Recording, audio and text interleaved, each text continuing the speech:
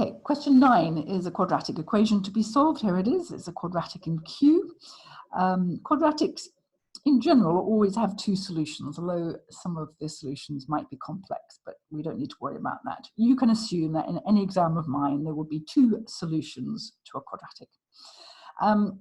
And here's the famous quadratic formula that you should remember from school. It helps us solve any of these equations. And to understand the linkage between this and that, you have to see that there's a traditional form of a quadratic equation, which is this. We see all of these equations in this form. So this tells us, and these are always pluses, so this is a general form, this is an actual example, and we need to make a comparison. So we can see here that in this case, A is 3, B is, we have to be very careful here, B is -4, and C is -5. Once we establish what A, B, and C is, we can then substitute it into our equation there. So, and just a reminder that this symbol means plus or minus. There's going to be two forms of this because there's two solutions to the equation. So let's do, so one solution for this, you can see I'm using x, but it's really q that we're trying to solve for. It's just x is in the general form. If we want, we can put q here. So q is going to be equal to minus b. Now we have to be extra careful here because we want minus b, and b is already minus. So we're really saying minus 4 because of that minus there. This is where most of the mistakes are made in these formulas, all these questions. Right, we're just going to go with the plus version, and it's going to be the square root of b squared minus 4 times a times c, which is -5. So all I'm doing is substituting in these values into that formula over 2 times a, which is 3. So let's clean this up a bit. -4 is just 4. If we subtract a negative, we get a positive. Plus -4 squared is just 16. If we multiply a negative number by a negative number, we get a positive.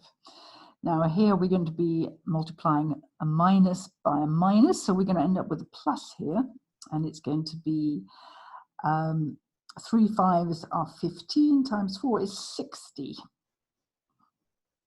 I hope that's right.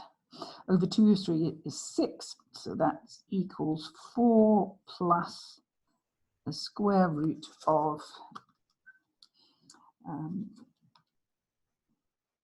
it is 60. That's going to be 76 over 6.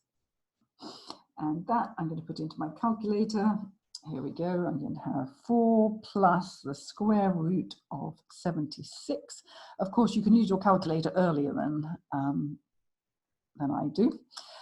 So that's me putting in that, and I'm going to get a slightly simplified version, but not particularly simplified for our users. But if I press the magic SD button, I will get a decimal answer. Whoops, 2.1196, and I've asked for 2 decimal places, so that's going to be 2.12.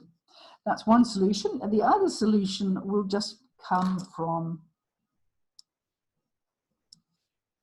making this a negative. So I'm going to say it's 4, so it doesn't matter where you do this, but I'm going to do it on my more simplified version, minus 76 over 6. Yeah, that's me responding to that. There's a plus version and a minus version. That's how we get our 2 values. And this, I'm just going to go back actually and make a quick change and make the plus into a minus. Really, this button, this fraction button, is made for the quadratic formula. It's fantastic. Here we go. Press the SD button, and there I have minus 0.786. 6. So to 2 decimal places, that's going to be 779.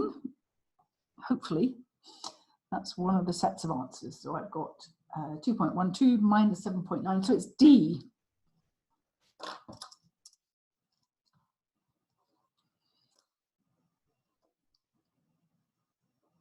Ah, I realize I wasn't looking at the screen. There we are, D.